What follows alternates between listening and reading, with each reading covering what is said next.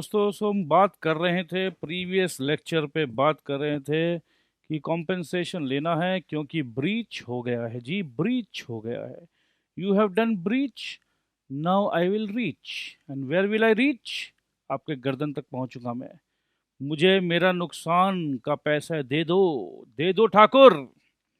ये नुकसान मैं नहीं छोड़ूंगा। ठीक है भाई, आओ। Remedy by way of damages. Remedy, remedy का मतलब क्या होता है? कोई सल्यूशन। अब तो हो गया झगड़ा। ये कॉन्ट्रैक्ट था, प्रॉमिस था, प्रॉमिस पूरा करना था, पूरा हुआ नहीं, आधा अधूरा काम हो गया, नुकसान हो गया, नुकसान हो गया, नुकसान हो गया। उसका कुछ ना कुछ उपाय बैठाइए, उपाय। तो उपाय को कहते हैं remedy. Remedy by way of damages. ठीक है भाई, अब जो मेरा नुकसान हुआ है, और कितने प्रकार के नुकसान हो सकते हैं, काइंड्स ऑफ डैमेजेस। तो डैमेजेस जनरली, अच्छा सॉरी, जनरल या ऑर्डिनरी और स्पेशल, ये दो का तो डिस्कशन हमने लास्ट लेक्चर पे किया है। विंडिक्टिव और एग्जेम्पलरी डैमेज का डिस्कशन नहीं हुआ है। नॉमिनल डैमेज, अच्छा नॉमिनल मतलब एक नाम का 10 पैसा का डैमेज, कोर्ट में बस गया है, 10 पैसा बस, ठीक है, सेटल, मतलब एक पेपर वर्क कंप्लीट करना है, तो nominal. Damages for deterioration caused by delay and pre fixed damages. तो ये तो डिले से समझ में आ रहा है, इसको और डिटेल में पढ़ेंगे। विंडिक्टिव को डिटेल में पढ़ेंगे। प्री फिक्स्ड, प्री फिक्स्ड मतलब क्या है, आओ चर्चा करते हैं, पहले से ही कैलकुलेट कर लेते हैं। प्री फिक्स्ड डैमेजेस, ठीक है। तो आइए जिक्र करते हैं। Remedy by way of damages क्या कहना चाह रहे हैं? Remedy by way of damages, colour change कर देते हैं, नया कलर, नया कलर, आइए नया colour. Remedy by way of damages is the most common remedy available to the injured party. देखो दोस्त, ये सब सीखना होगा मेरे दोस्त। इंज्योर्ड पार्टी, ये सब लैंग्वेज लॉ का लैंग्वेज है, ठीक है। ये सब लैंग्वेज लिख कर आओगे तो देखो टीचर क्या दिल खोल के नंबर देगा। और पता है, ये सब लैंग्वेज लिखोगे तो एग्जामिनर को भी लगेगा कि यार ये पढ़ा लिखा बंदा है। तो इम्प्रेशन जमाना है, इम्प्रेशन। और सब कुछ आता है, सब कुछ समझ में आ गया, बट लॉ का लैंग्वेज नहीं लिख कर आए हम, नंबर नहीं मिल रहा है, राइट। तो सिर्फ समझने से नहीं होगा। टीचर ने बहुत अच्छे से समझा दिया, हम बहुत अच्छे से समझ गए, राइट, और उसके बाद भी लॉ का लैंग्वेज नहीं लिख कर आ पाए, नंबर नहीं मिलेगा। इसीलिए word by word CA institute का मटेरियल को पढ़ाने का जिम्मेदारी मैंने उठाया है। आज का दिन में एंटरटेनमेंट चाहिए स्टूडेंट्स को, टीचर्स भी क्या करें, मजबूरी में उसी इंस्टीट्यूट के मटेरियल को शॉर्ट कर रहे हैं, शॉर्ट करके 60% आपको प्रोड्यूस कर रहे हैं। और स्टूडेंट्स भी तो समझदार है, स्टूडेंट 60% समझना चाह रहे हैं कि चलो सर जो पढ़ाएं उसका 60% भी मैं समझ लिया तो बहुत है। बट दोस्त, 60% का 60%, 60% का 60% होता है 36। और यही समस्या पूरे देश में है। सीए के स्टूडेंट्स 30 से 40 नंबर या 30 से 45 नंबर के बीच में स्ट्रगल कर रहे हैं। ये स्ट्रगल तब तक चलेगी जब तक हम सीए इंस्टीट्यूट के मटेरियल को सीरियसली नहीं लेंगे। ये स्ट्रगल बंद नहीं होने वाली है। सीए इंस्टीट्यूट ने पूरे मटेरियल पे केस लॉ, केस स्टडी, ये सब डाल दिया। तो सीए इंस्टीट्यूट के मटेरियल को जो नहीं पढ़ेगा, कहीं ना कहीं दिक्कत ज़बरदस्त आने वाला है। ये मैं पहले से ही समझ गया हूँ, तो मैं तुरंत आपको ये खबर दे दे रहा हूँ। और एक साधारण सी बात है, कॉमन नॉलेज या कॉमन सेंस की बात है। एग्ज़ाम लेने वाला है आईसीएआई, एग्ज़ाम चेक करने वाले जो है वो भी आईसीएआई के प्रिंसिपल्स एंड गाइडलाइंस और उनके स्टडी मटेरियल से जो उनको मिलता है रेफरेंस, उससे टेस्ट करते हैं। जितने भी सीए इंस्टीट्यूट के जब हम सजेस्टेड आंसर्स देखते हैं, उसमें भी इंस्टीट्यूट के लॉ या कुछ भी पेपर्स जो है, जो थ्योरी पेपर्स जिसको मानते हैं, लैंग्वेज अगर आप देखोगे तो इंस्टीट्यूट का मटेरियल का लैंग्वेज रहता है। तो प्लीज़ सी इंस्टीट्यूट के मटेरियल को पूरी इज्जत दो, देखो बहुत फ़ायदा होगा। आइए कोर्स को आगे बढ़ाते हैं। तो इंजर्ड पार्टी को पास क्या रेमेडी है? इंजर्ड पार्टी के पास रेमेडी है कि भाई जो मेरा नुकसान हुआ है मुझे दे दो। This entitles the injured party to recover compensation for the loss suffered by it.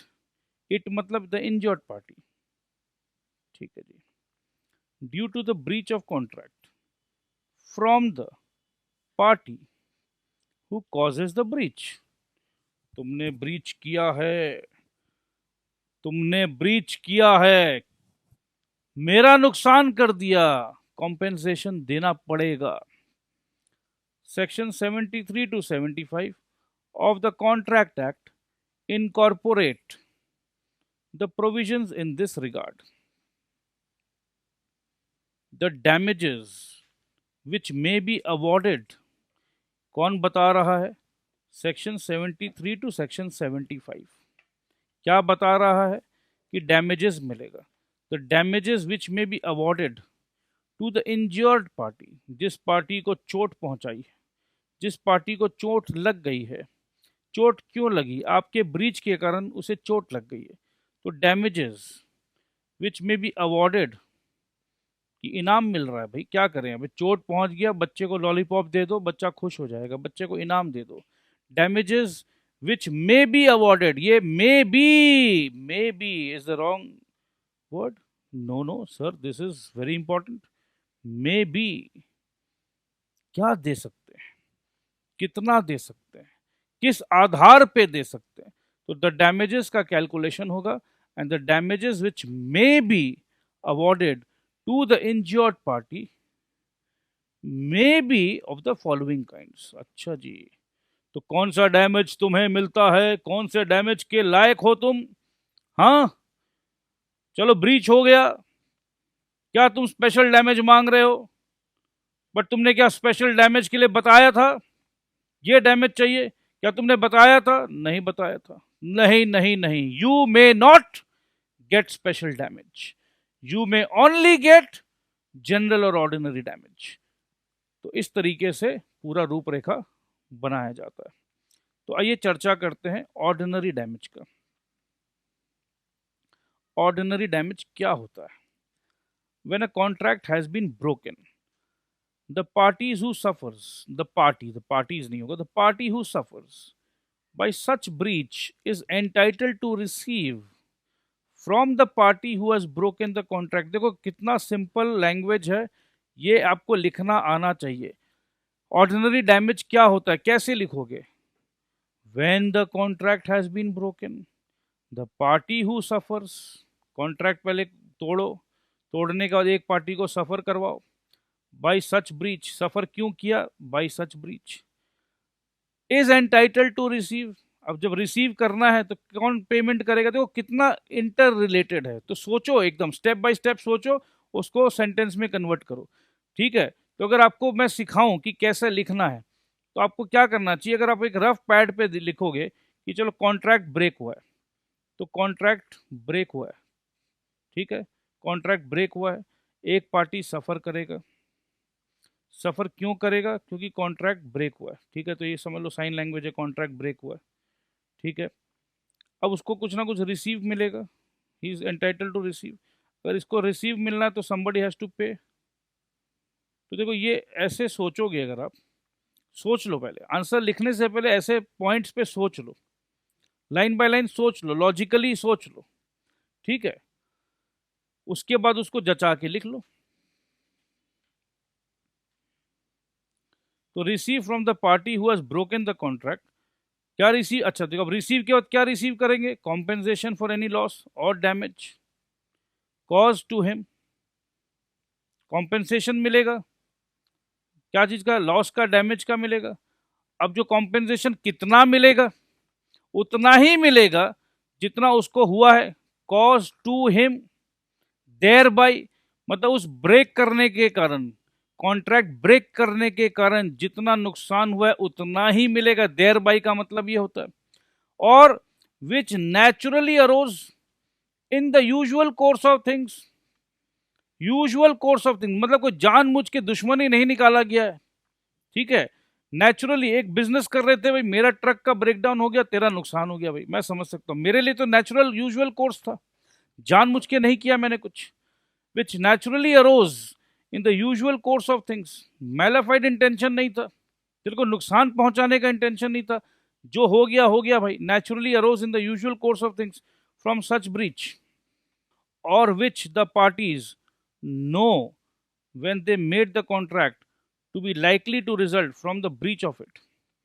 तो generally which the parties know, तो इसमें हम लोग स्पेशल कंडीशन बताएंगे, अगर कि भाई ये कंडीशन है स्पेशल है, तो वो हो गया स्पेशल डैमेजेस। एक ऑर्डिनरी कोर्स में पहले से ही पता है, ठीक है, कि भाई देखो ऐसा ऐसा होगा तो इतना नुकसान है, ऑर्डिनरी कोर्स में, तो वो ऑर्डिनरी डैमेज में आएगा। बट स्पेशल डैमेज में अगर स्पेशली हमने बता दिया कि ये काम से ये स्पेशल और नुकसान हो जाएगा, तो वो स्पेशल डैमेज है, ध्यान रखिएगा, आगे डिस्कस करेंगे। हैडली वर्सेस बैक्सनडेल में क्या हुआ था, और साथ में ये क्या बोल रहे हैं, देखिए, such compensation is not to be given for any remote और इनडायरेक्ट लॉस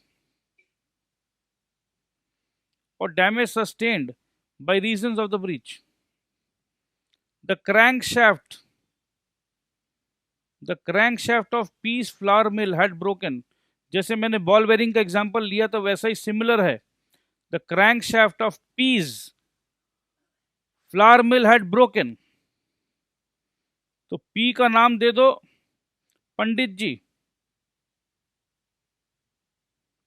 तो पंडित जी का फ्लावर मिल का क्रैंकशाफ्ट टूट गया था। He gave it to D, D को समझ लो दीवान साहब, दीवान साहब बोलने में बड़ा अच्छा लगता है, दीवान साहब।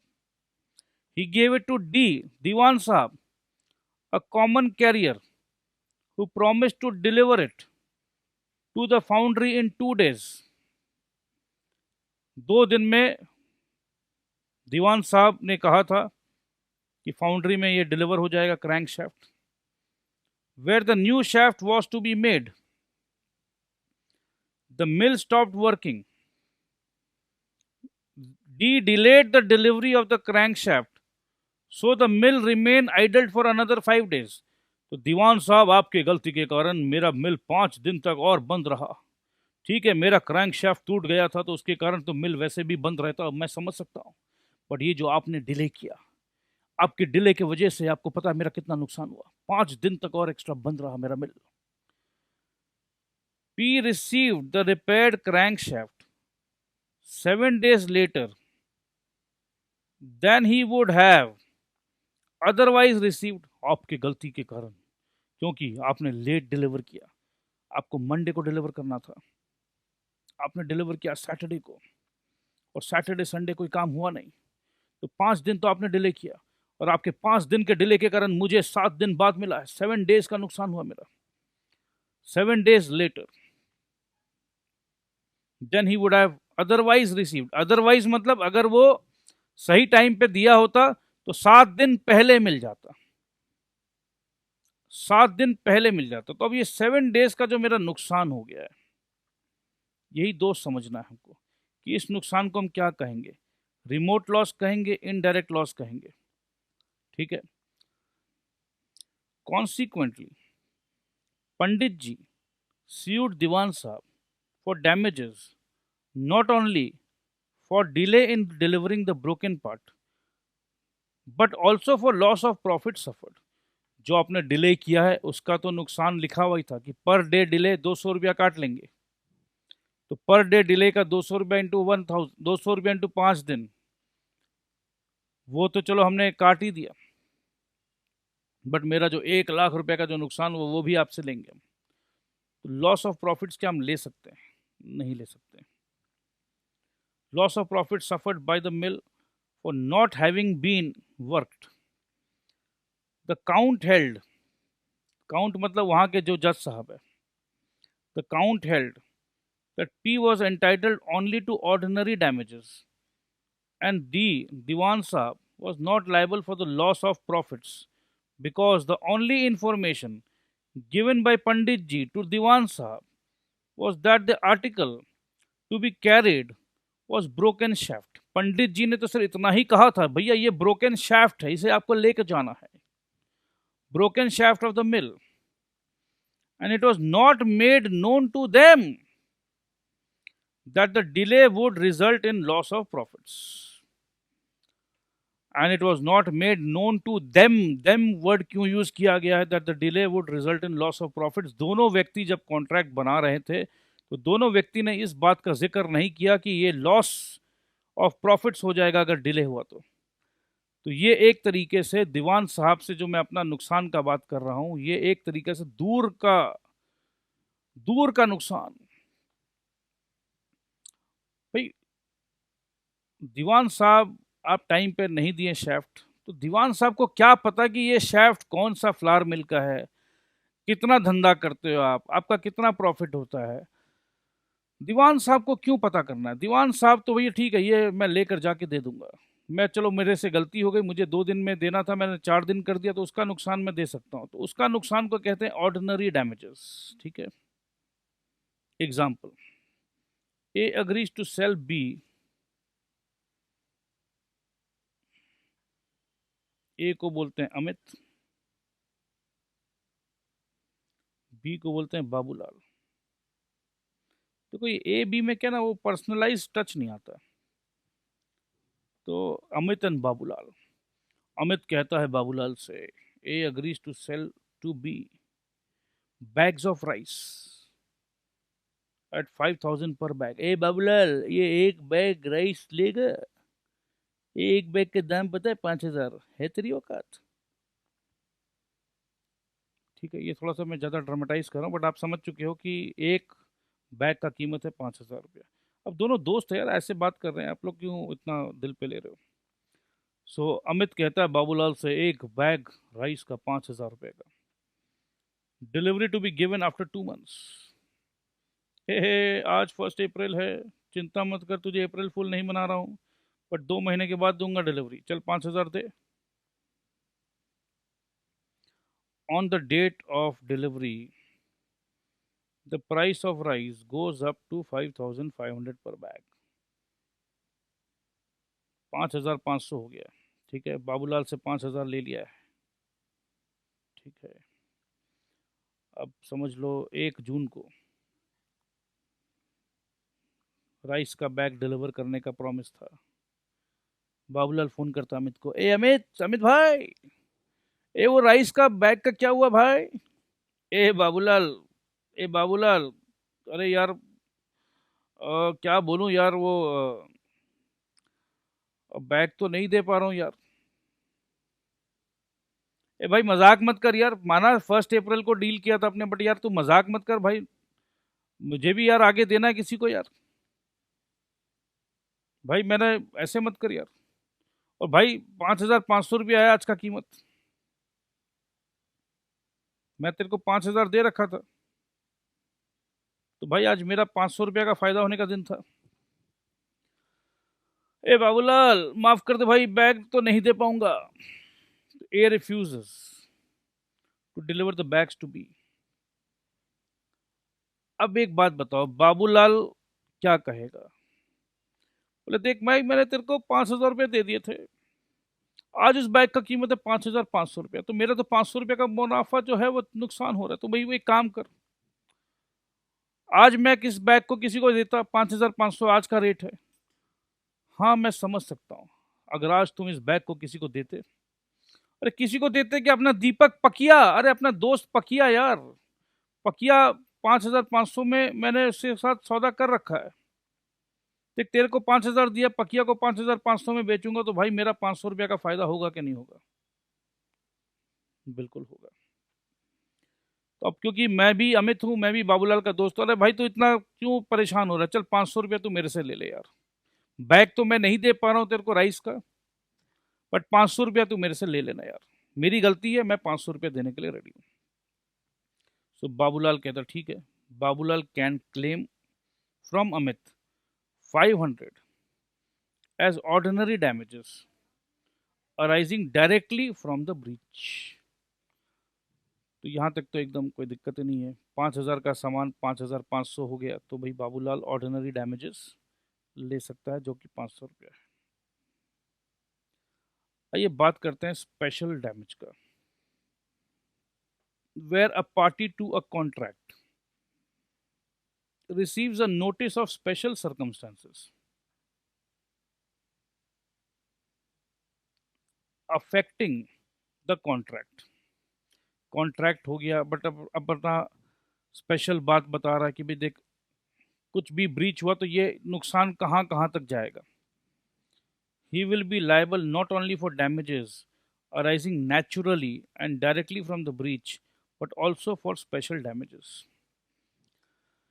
जैसे मैंने बताया था लास्ट लेक्चर पे, जब हम स्पेशल डैमेज का बात करते हैं तो हो सकता है सामने वाला मुकर जाए कॉन्ट्रैक्ट से कि नहीं भाई, इतना डैमेज तो भाई मैं रिस्क लेने के लिए तैयार नहीं हूँ। बट अगर उसके बाद भी सामने वाला रिस्क उठा रहा है तो भैया फिर तो उसे डैमेज देना ही पड़ेगा। मैंने बात की आपको प्रैक्टिकल रियलिटी का।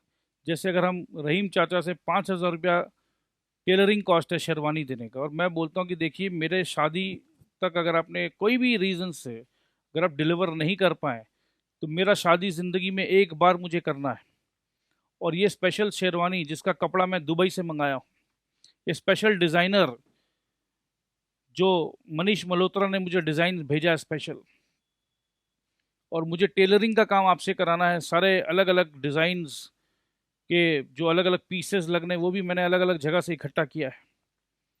तो कुल मिला के मेरा 5-7 लाख रुपया खर्चा हो चुका है। और चलिए आपका टेलरिंग कॉस्ट भी मैं आपको 10,000 रुपया दे रहा हूँ। 10,000 रुपया टेलरिंग कॉस्ट, क्योंकि बाज़ार का भाव है 2,000 रुपया टेलरिंग कॉस्ट, मैं आपको 5 टाइम्स पहले ही ज़्यादा दे रहा हूँ। बट चाचा याद रखिएगा, अगर कोई भी रीज़न से अगर आप ये शेरवानी मुझे 10 दिसंबर तक नहीं दे पाए, क्योंकि मेरी शादी है 11 दिसंबर को, अगर मैं ये शेरवानी नहीं पहन पाया आपके डिले के कारण, तो याद रखिएगा 10 लाख रुपया मैं आपसे जुर्माना लूँगा। क्योंकि मैं आपको पहले ही बता दे रहा हूँ कि ये 10 तारीख तक आप मुझे लास्ट देंगे, क्योंकि 11 तारीख को मुझे पहनना है। तो मैंने अपने सारा स्पेशल कंडीशन बता दिया कि मैंने कहाँ से कपड़ा लिया, क्या प्राइस लगाया, और मेरे क्या इमोशंस है, क्या सेंटिमेंट्स है, मैंने सब कुछ बता दिया। 10 लाख रुपया लग जाएगा चाचा, सोच लीजिए। अब वो चाचा के ऊपर है कि वो इस कॉन्ट्रैक्ट को लें या नहीं लें, बट क्योंकि स्पेशल डैमेजेस का बात मैंने स्टार्टिंग में ही कर दिया, तो फिर तो भैया देना पड़ जाएगा। और अगर चाचा को लगे कि बेटा 10,10,000 रुपया तुम मुझे दे रहे हो और तुम्हारा इतना स्पेशल काम है कि मैं इमरजेंसी में टेलर से कराऊंगा, भाई मेरे मेरे कमाई मैक्सिमम मेरे क्या कमा सकता हूँ मैं मैक्सिमम कमा भी सकता हूँ, तो मेहनत मजदूरी करके मैं मैक्सिमम 10,000 रुपया कमा सकता हूँ जो तुम मुझे दे रहे हो। बेटा उसमें भी मेरा खर्चा है, और 10,000 रुपया का कमाई के कारण मैं 10 लाख रुपया का रिस्क नहीं उठा सकता। बेटा चाचा 25 साल से टेलरिंग कर रहे हैं, आज तक चाचा ने जो जबान दिया है वो जवान कभी पीछे नहीं हटा। बेटा तेरे को 10 तारीख बोल रहे हो, मैं तुम्हें 1 दिसंबर को ही दे दूंगा। बट ये कॉन्ट्रैक्ट वाला जो तुम बात कर रहे हो कि कॉन्ट्रैक्ट साइन कराओगे, ये स्पेशल डैमेज लिखवाओगे, नहीं बेटा नहीं, चाचा की हैसियत नहीं है। बेटा तुम रईस इंसान हो, तुम 10 लाख का कपड़ा खरीद सकते हो, पहन सकते हो, बट चाचा को तो 10,000 रुपया मिलना है। क्यों? आज तक 10 लाख रुपया मैंने 25 साल में काम करके नहीं कमाए। मैं अपने पूरे 25 साल में कहाँ से रिस्क उठाऊं? तो मैं नहीं उठा सकता हूँ। तो ये स्पेशल डैमेज का एक स्पेशल नोटिस पहले से होना ज़रूरी है, तभी कोई इंसान अगर उसके बाद भी वो काम करे। अब चाचा को कॉन्फिडेंस है, चाचा को कॉन्फिडेंस है कि ठीक है, मतलब बेटा अगर तो ये स्पेशल डैमेज वाला क्लॉज लगाना चाहते हो बेटा, तो फिर 10,000 में नहीं करूँगा मैं, मेरा नुकसान 10 लाख का होने का चांस है। और जब तुम इतना महंगा कपड़ा लाए हो तो बेटा चाचा 10,000 की जगह 20,000 रुपया चार्ज करेंगे। बोलो मंजूर? तो जहाँ चाचा 2,000 रुपया शेरवानी का चार्ज करते थे, चाचा को पता चल गया कि ये बड़ा महंगा केस है, तो चाचा सीधा 20,000 रुपया चार्ज कर रहे हैं। और क्योंकि शादी जिसको करना था वो 10 लाख रुपया का अगर कपड़ा डिज़ाइनर ज्वेल्स उसमें चिपकाने के लिए रेडी है, तो उसे 20,000 रुपया देने में भी कोई एतराज़ नहीं होना चाहिए। तो ठीक है, this is the fair deal, दोनों पार्टी आपस में एग्री कर रहे हैं, तो भाई आपको ऐसा क्या प्रॉब्लम है? दोनों पार्टी एग्री करें, हाँ चाचा ठीक है 20,000 डन, बट अगर आप लेट किए तो याद रखिएगा 10 लाख रुपया का मेरा नुकसान होने वाला है और ये नुकसान आपको देना पड़ेगा। ठीक है बेटा, कोई दिक्कत नहीं, चल बेटा चाचा से जहां अंगूठा लगवाना लगा ले। तो हो गया कॉन्ट्रैक्ट। तो इसे कहते हैं स्पेशल डैमेज वाली बातें, जो पहले से ही नोटिस देना पड़ता है। A delivered a machine to be a common carrier to be conveyed to A's mill without delay. A also informed B, ए है अमिताभ बच्चन और बी है बख्तावर। ठीक है, तो अमिताभ बच्चन ने बख्तावर को कहा कि भैया देखो ये मशीन है और ये तुम्हें मेरे मिल पर पहुंचाना बिना डिले के। Amitabh also informed Bakhtawar that his mill was stopped for want of this machine. हे बख्तावर, मालूम अब उनका मिल बंद है इस मशीन की वजह से। Bakhtawar's unreasonably delayed the delivery of the machine. है अमिताभ है तो क्या हुआ, अपने तो बख्तावर है ना, अपने अपने हिसाब से डिलीवरी देने का। अमिताभ है तो अमिताभ होने का, अपने को कोई फर्क नहीं पड़ता, अपने भी बख्तावर है।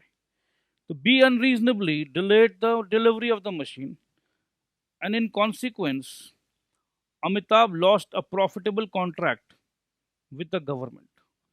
हे बख्तावर, मालूम गवर्नमेंट का कॉन्ट्रैक्ट तेरे कारण चला गया अपने हाथ से, नुकसान किया, नुकसान। ठीक है भाई, नुकसान हो गया, बच्चन साहब का नुकसान हो गया।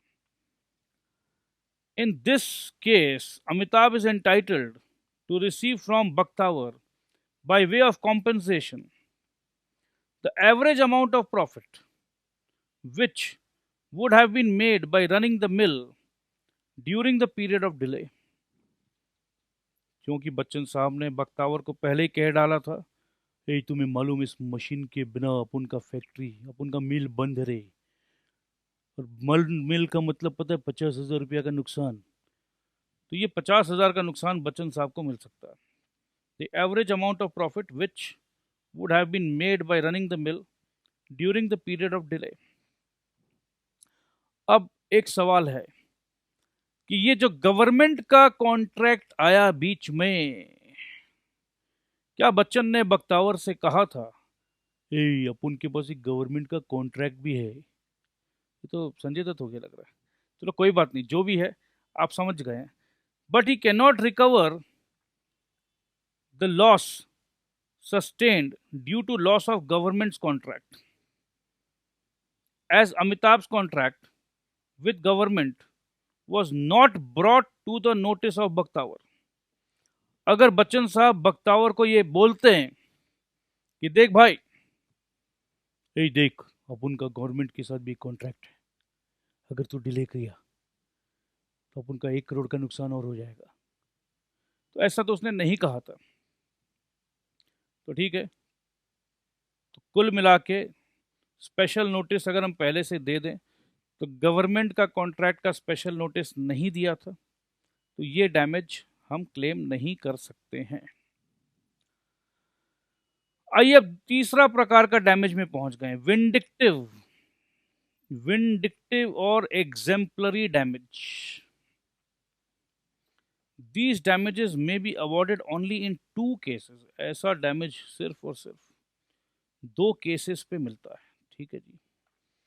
For breach of promise to marry because it causes injury to his or her feelings। Vindictive और exemplary damage। मुझसे शादी करने का वादा किया था उसने, आज भी उसके याद में बैठा हूं, आज भी दिल ऐसा लगता है कि बस निकल जाएगा बाहर। समझ ही में नहीं आ रहा कि ऐसी क्या कमी थी मेरे अंदर। कहती थी कि बहुत प्यार करती है, मगर समझ में नहीं आ रहा है। हे भगवान, ये तूने ऐसा क्या कर दिया मेरे साथ? कौन सा पाप का सजा दे रहा भगवान? क्यों छोड़कर चली गई मुझे वो, क्यों? Breach of promise causes injury to the feelings. तो शादी का ब्रीच हो गया भाई, शादी करने वाली थी और छोड़कर चली गई, तो इसे कहते हैं विंडिक्टिव और एग्जेम्पलरी डैमेज। एक और विंडिक्टिव और एग्जेम्पलरी डैमेज का केस है चेक बाउंस हो जाना गलत तरीके से। मेरे बैंक में पैसा है, मैं बहुत कॉन्फिडेंस के साथ मेरा चेक है, जा कोई दिक्कत नहीं है, जाके बोलना सलील अंकोला का चेक है, ये कभी बाउंस नहीं होता है। और वही सलील अंकोला जो इतना कॉन्फिडेंस के साथ बात कर रहा था कि मेरा चेक कभी बाउंस नहीं होता, वो चेक बाउंस हो गया। सलील अंकोला सारा दिन कहता है अरे भैया मेरे बैंक में 5-5 करोड़ ऐसे ही पड़े हुए हैं, जल तेरे को तो 5,000 का चेक दे रहा हूं मैं, हाँ जा जा जा कोई दिक्कत नहीं है, सलील अंकोला का चेक है, आज तक कभी बाउंस नहीं हुआ। तो सलील अंकोला सारा दिन भर यही बोलता है अरे अपना चेक है, कभी बाउंस नहीं होता है। और बैंक ने कोई गलती करके, बैंक की गलती की वजह से वो चेक बाउंस हो गया और लोग आके हंस रहे हैं, हाँ हाँ सलील अंकोला का चेक है बाउंस नहीं होता। तो बहुत बेइज्जती हुई सलील अंकोला साहब की। तो बताइए, तो ये डैमेज, नहीं नहीं ऐसा हो ही नहीं सकता, अरे नहीं बैंक की गलती, अरे नहीं सलील अंकोला का चेक है बाउंस नहीं हो सकता। एंड एवरीबडी इज मॉकिंग सलील अंकोला। तो बताइए, सलील अंकोला बेचारे के बैंक में 5 करोड़ रुपया कैश रखा हुआ है और उसके बाद भी मात्र 5,000 रुपया का चेक बाउंस हो गया और रीजन दिया है नो फंड्स। सलील अंकोला 5 करोड़, हाँ झूठे कहीं के मक्कार, 5,000 का चेक तो तेरा बाउंस हो गया। अरे तू बेवकूफ बना रहा है, तू कोई करोड़पति नहीं है, तू हमारे जैसा है, गरीब को लूट रहा है, झूठ बोलता है, फरेबी है। सोचो कितना कुछ कह डाला 5,000 का चेक बाउंस होने पर। सलील अंकोला को बहुत ठेस पहुंची भाई, कौन सा बैंक है, मैं बैंक मैनेजर से मिलूंगा, मैं अभी के अभी 10 करोड़ का मानहानि का दावा करूंगा। तो आइए समझते हैं, आगे देखते हैं। फॉर रॉन्गफुल डिसऑनर, पैसा था सलील अंकोला के बैंक में, हाजी था, बट फिर भी बैंक ने रॉन्गफुली डिसऑनर कर दिया। For wrongful dishonour by banker of his customers cheques, customer कौन था, सलील अंकोला। सलील अंकोला ने चेक साइन करके दिया, जा 5,000 है, जा मिल जाएगा। Because in this case the injury due to wrongful dishonour to the drawer of cheque is so heavy. भैया देखो सलील अंकोला कौन, सलील अंकोला वो जिसके फैक्ट्री में 10,000 वर्कर काम करते थे, 10,000 वर्कर, और 10,000 वर्कर को 5,000, 2,000, 3,000, 4,000 जैसा भी चेक का अमाउंट होता, सलील अंकोला बोलता देखो मैं कैश तो दूंगा नहीं, मैं मोदी जी का भक्त हूं, मैं कैश नहीं दूंगा, मोदी जी ने कहा है ऑनलाइन ट्रांसफर करो, चलो अब से सबको चेक दूंगा मैं। अब वो कह रहा है, अब वर्कर है, देखो वर्कर गरीब है, उनके दिमाग में हो सकता है कि भाई ये पता नहीं, क्या पता पैसा मिले नहीं मिले, और कुछ वर्करों का चेक डिसऑनर हो गया, तो वर्कर लोग एकदम स्ट्राइक कॉल आउट कर दिए कि नहीं नहीं ये एकदम फरेबी है, ऐसा है वैसा है। तो अब देखो कितना बड़ा इज्जत पे लगा है, क्योंकि अगर वर्कर एक बार दूसरे फैक्ट्री में चले गए, कहाँ से मैं वर्कर खोज के लाऊंगा, मेरा बहुत बड़ा नुकसान हो सकता है, बिजनेस करने बैठा हूं मैं। तो wrongful dishonour of drawer cheque is so heavy, injury is so heavy that it cause loss of credit. Loss of credit ये बहुत बड़ा लॉस है, मतलब 5,000 एम्प्लॉय काम कर रहे थे, और अगर उस 5,000 एम्प्लॉय को मैं अगर सिर्फ 1,000 रुपया भी देता हूँ तो पता कितना रुपया हुआ, 5,000, 50,000, 5,00,000, 50,00,000, तो 50,00,000 रुपया हो गया भाई। और यहाँ तो 5,000 का बात था, तो 2.5 करोड़ रुपया, 2.5 करोड़ का क्रेडिट लिमिट, सिर्फ एक 5,000 रुपया, सिर्फ एक व्यक्ति का 5,000 का चेक डिसऑनर कर दिया, या 2-5 व्यक्ति का 5,000 का चेक का डिसऑनर हो गया, तो कुल मिला के 40-50 हजार रुपया का डिसऑनर हुआ। बट वो 40-50 हजार का डिसऑनर के कारण जो 5,000 एम्प्लॉय है उनके सबके मन में आ गया कि ये जो साहब है सलील अंकोला साहब, ये हमारे पैसे नहीं देने वाला है। सारे लोग काम धंधा छोड़कर पहले ही अपने बीच में हिसाब मांगने आ गए, नहीं नहीं साहब हमें कैश दीजिए, नहीं नहीं साहब हमें कैश दीजिए, आपका क्या भरोसा, आपका क्या भरोसा। Loss of credit and reputation to him, बहुत बड़ा रेप्यूटेशनल लॉस हो गया भाई।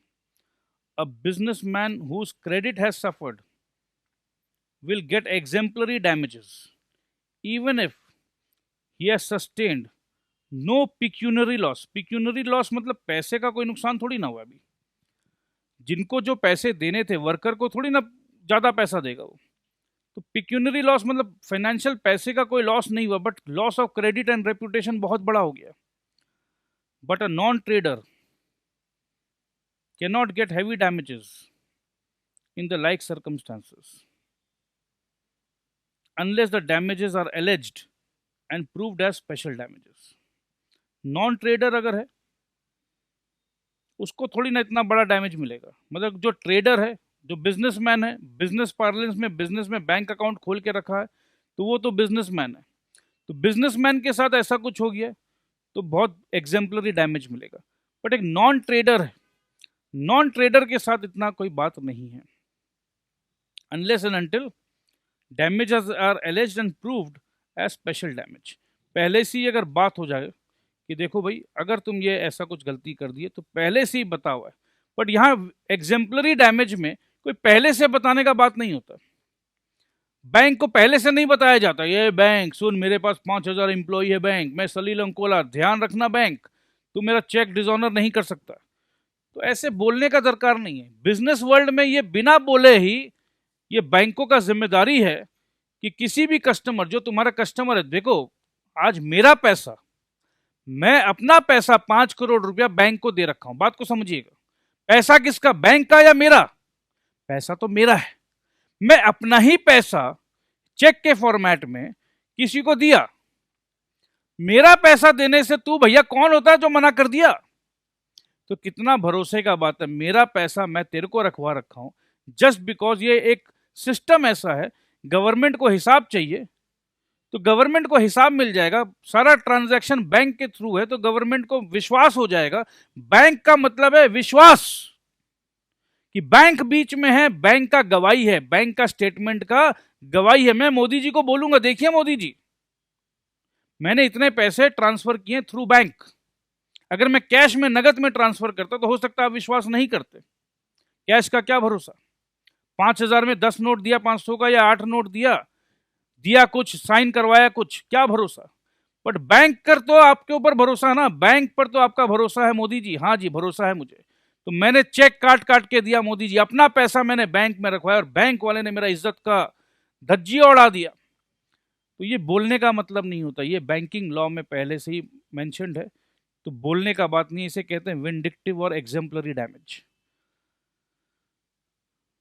तो ये ऐसा केस था गिबन्स वर्सेस वेस्टमिनिस्टर बैंक के साथ ऐसा हुआ था। तो चलिए नॉमिनल डैमेज में पहुंच गए हम। तो नॉमिनल डैमेज तो कोई डैमेज है ही नहीं, बस समझ लो एक केस को ख़त्म करना है, राइट, और उसको बस एक नॉमिनल सा 10 पैसा 1 रुपया देकर ख़त्म कर दो, रफा दफा करो यार चलो। तो इसे कहते हैं nominal damage. Damages for deterioration caused by delay. In case of deterioration caused to goods by delay, अगर एप्पल है, एप्पल तो डिले के कारण हो सकता है खराब हो जाए। Damages can be recovered from carrier even without notice. ठीक है, एप्पल ला रहे थे भैया, वो एप्पल रहा ही नहीं। ठीक है, the word deterioration not only implies physical damages to the goods but it may also mean loss of special opportunities for sale. Physical damage के साथ साथ जो मैं बेच सकता था इस एप्पल को, वो भी तो मैं नहीं बेच पा रहा हूँ। स्पेशल अपॉर्चुनिटी फॉर सेल का भी नुकसान है। तो damage cause for deterioration by delay. ठीक है जी।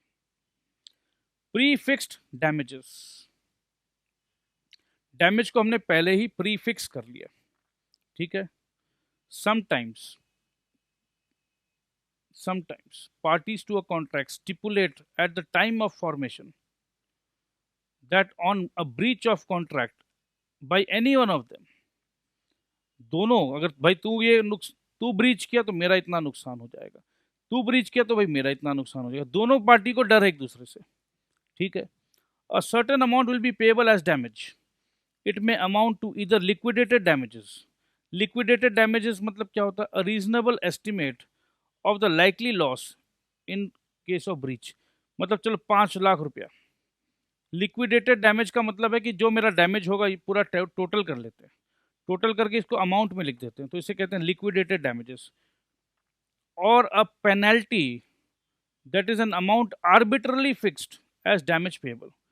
5 लाख जिसको लिक्विडेटेड डैमेजेस कहते हैं वो तो कैलकुलेट करते हैं। देख भाई, अगर तू ब्रीच किया ना तो 15 लाख रुपया पेनल्टी देना होगा। कैलकुलेशन नहीं किया, पेनल्टी वर्ड 15 लाख देना होगा। तू ब्रीच किया तो तेरे को भी 15 लाख देना होगा, चल मंजूर।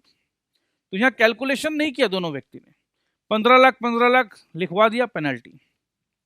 अब देखो होता क्या।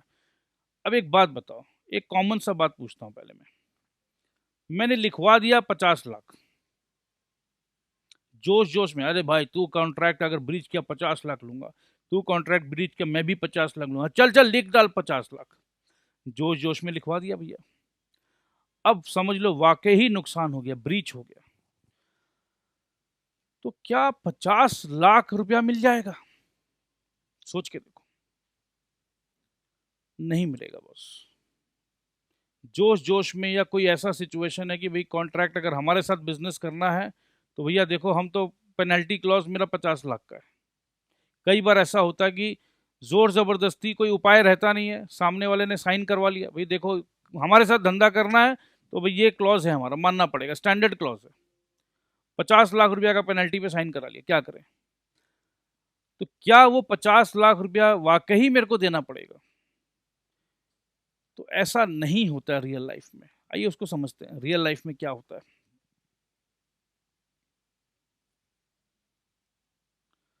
Section 74 provides that if a sum is named in a contract as the amount to be paid in case of breach, if the sum is named मतलब पहले से मेंशन किया गया कि इतना पैसा देना पड़ेगा, is mentioned is named in a contract as the amount to be paid in case of breach, the aggrieved party is entitled to receive from the party in fault और रीजनेबल कॉम्पेंसेशन। देखो ये नहीं लिखा गया जितना लिखा हुआ उतना मिल जाएगा, ऐसा नहीं लिखा हुआ है, ध्यान दीजिए। The aggrieved party is entitled to receive from the party at fault a reasonable compensation. ऐसा क्यों है कि they why are they using the word a reasonable compensation? जब हमने पहले ही फिक्स कर लिया है, जब हमने पहले ही फिक्स कर लिया है इतना नुकसान होगा, तो वापस से ये रीजनेबल मतलब लॉजिक फिर से क्यों लगाएंगे, फिर से क्यों दिमाग लगाना है मुझे? रीजनेबल कॉम्पेंसेशन, चलो ठीक है, हमने लिख लिया था, हमने फिक्स कर लिया था, हमने फिक्स किया था कि देखो हमने फिक्स करके लिक्विडेटेड डैमेज लिखा था 5 लाख रुपया, हमने लिखा था 5 लाख रुपया, बट कोई ज़रूरी नहीं है। लिक्विडेटेड डैमेज में हमने इतना सारा पॉइंट लिखा था, इसका नुकसान, इसका नुकसान, इसका नुकसान, इसका नुकसान, वापस से हम मिलाएंगे। अच्छा तुमने जो 5 लाख में ये भी पकड़ा था, ये भी पकड़ा था, ये भी पकड़ा था, हाँ ये हुआ, ये नहीं हुआ, ये हुआ, ये नहीं हुआ, ये हुआ, ये नहीं हुआ, तो रीजनेबल दोनों पार्टी एक लॉजिक लगाएंगे कि 5 लाख का कैलकुलेशन। उस समय तो हम लोग एक एस्टीमेट किए थे, हम लोग एस्टीमेट किए थे कि तुम्हारा इसमें एक्स्ट्रा ट्रांसपोर्टेशन का 20,000 लगेगा, पर रियल में तो लगा भैया 10,000। हमने एस्टीमेट किया था 20,000 लगेगा, बट रियल में लग गया 30,000। हमने एस्टीमेट किया था 5 लाख, बट रियल में लग गया 8 लाख। देखो ये क्या कमाल का बात है, एस्टीमेट करके लिखा था 5 लाख, लग गया 8 लाख। नहीं नहीं भैया देखो, अब तुम्हारा भैया 5 लाख लिखा हुआ था, देखो भैया अब 8 लाख लग गया, देखो भाई ऐसे मत करो, अपने तो दोनों कॉन्ट्रैक्ट में लिखे थे 5 लाख, तो 5 लाख मिल जाएगा।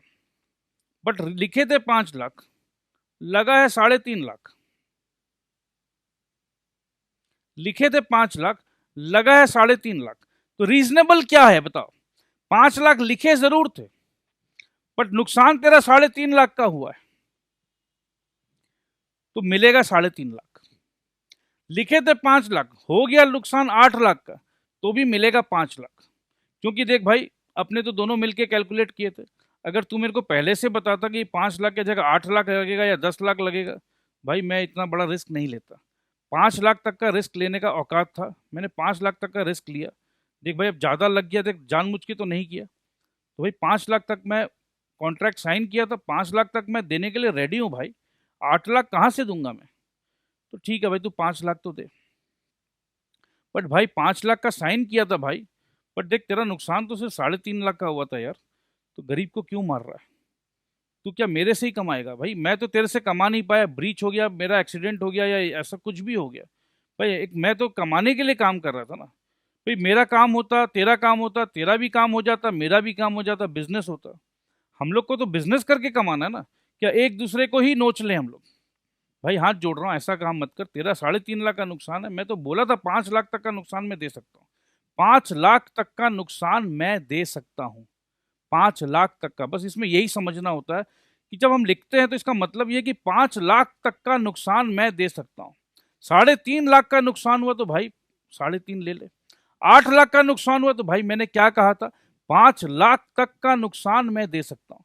भाई नुकसान 8 लाख का हुआ, भाई माफ कर दे, मेरे से पैर पकड़वा ले, पैर दबवा ले, गलती कर ले, नाक रगड़वा ले भाई, बट रुपया कहाँ से दूंगा मैं? 5 लाख से ज्यादा नहीं दे सकता हूँ। तो ये चीज समझने का था। सो रीजनेबल कॉम्पेंसेशन का मतलब ये है कि अगर 5 लाख की जगह 3.5 लाख लगा तो वही रीजनेबल है।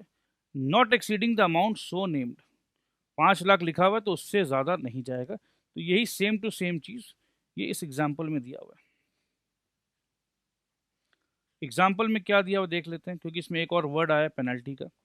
If the penalty provided by the contract is 1 lakh rupees and the actual loss because of breach is 70,000, only 70,000 shall be available as damages. The amount of actual loss and not the amount stipulated. But if the loss says 1,50,000, then only 1 lakh shall be recoverable. यही बात मैंने अभी समझाया, वही बात लिखा हुआ है। आइए अब पेनल्टी एंड लिक्विडेटेड डैमेजेस को थोड़ा सा डिटेल में समझते हैं। इस पे इंग्लिश लॉ अलग है और इंडियन लॉ अलग है। The parties to a contract may provide beforehand the amount of compensation payable in case of failure to perform the contract. तो ठीक है, पहले से ही हम बता देते हैं कि भाई जो अगर फेल हुआ तो ये देना पड़ेगा, कोई दिक्कत नहीं। In such cases the question arises whether the courts will accept this figure as measure of damage. जितना पार्टी ने लिख लिया, whether the courts will accept this figure as the measure of damage, लिखा हुआ को मैं जो लिख दिया हमने, या एक्चुअल डैमेज, कोर्ट किसको देखेगा? जो कॉन्ट्रैक्ट में लिखा हुआ है रिटन या एक्चुअल। तो कॉमन सेंस तो बताता है कोर्ट हमेशा एक्चुअल डैमेज को देखेगा। लिखा हुआ चीज तो हमेशा फ्यूचर के बारे में लिखते हैं हम लोग। अगर फ्यूचर में ऐसा हुआ, फ्यूचर को हमेशा एस्टिमेट किया जा सकता है। फ्यूचर को हमेशा एस्टिमेटेड अमाउंट रहता है, वो एक्चुअल नहीं रहता। एक्चुअल अमाउंट तो घटना घटने के बाद ही पता चलता है कि एक्चुअल क्या है। ठीक है जी। तो एस्टिमेटेड बातों पे जाना है या एक्चुअल फैक्ट्स पे जाना है, तो कोर्ट क्या करेंगी? अब अंग्रेजी लॉ क्या कहता है? According to English law, the sum so fixed in the contract may be interpreted either as liquidated damages और एज पेनल्टी। तो कॉन्ट्रैक्ट में जो फिक्स किया है हमने, either it can be liquidated damages और अ पेनल्टी। तो लिक्विडेटेड डैमेजेस में हमने ऑलरेडी बता रखा है कि हम पूरा कैलकुलेशंस करते हैं। Liquidated damages is based on calculations, penalty is based on an arbitrary figure, is just arbitrary figure. डराने धमकाने के लिए, अरे भाई 20 लाख का पेनल्टी है, तो पेनल्टी का मतलब ही होता है कि एक डरा धमका के कि भाई ये कॉन्ट्रैक्ट पूरा हो जाए। अब देखो, if the sum fixed in a contract represents genuine pre estimates, एकदम जेन्युइन है, by the parties of the loss, कि देखिए लॉस मेरा अगर होगा तो ये 2 लाख का लॉस होगा, एकदम जेन्युइन लॉस होगा, इसे हम कहते हैं liquidated damages, which would be caused by a breach, by a future breach, breach तो फ्यूचर में होगा, of the contract, it is called liquidated damages. It is an assessment of the amount which in the opinion of the parties will compensate for the breach. Compensate भाई, अब ये अगर breach हो गया, नुकसान देख मेरा इतना का हो जाएगा, ठीक है, तो मेरा नुकसान को भाई तेरे को ही भरपाई करना होगा। किसी का इंटेंशन नहीं होता है कॉन्ट्रैक्ट बनाते समय, किसी का इंटेंशन नहीं होता कि ब्रीच करने का, बात को प्लीज समझिएगा। मगर साथ साथ जब हम भरोसा कर रहे हैं तो हम ये भी बोलना चाहते हैं कि देख भाई, बहुत भरोसा करके ये काम तुम्हें दे रहा हूं, तुम्हें काम दे रहा हूं तो भाई तू इससे कुछ कमाएगा, मुझे कोई एतराज नहीं, तू कमा इससे, बट भाई तू कमा, बहुत अच्छी बात है, बट ऐसा भी मत करना कि तू अपना भी नुकसान करा ले और मेरा भी नुकसान हो जाए। भाई तू ट्रांसपोर्टर है समझ ले, फॉर एग्जाम्पल, तू इसे 20,000 रुपया कमाएगा, भाई मैं भी तो कुछ कमाऊंगा, तेरा कमाई 20,000 का है, मेरा कमाई 1 लाख रुपए का है, अगर ये गुड्स सामने वाला तक नहीं पहुंचा पाया तू सही टाइम तक, तो मेरा 1 लाख का नुकसान हो जाएगा, और वो डिलीवरी लेगा नहीं भाई, उसे वापस लाना पड़ेगा। अब जब तू वापस लेकर आएगा तो तू फ्री में तो लाएगा नहीं, उसका भी ट्रांसपोर्टेशन चार्जेस मेरे को देना पड़ेगा। तो ये समझ ले भाई, अगर ये टाइम पे काम नहीं हो पाया तो तेरा भी नुकसान है, मेरा भी नुकसान है, सब कुछ समझ ले। कोई चाहता नहीं है कि नुकसान करे, हर आदमी चाहता है कि भाई मैं टाइम पे काम कर दूं, सही काम कर दूं, एज पर द कॉन्ट्रैक्ट काम कर दूं, जिससे भाई मैं अपना कमाई कर लूं, तू अपना कमाई कर ले।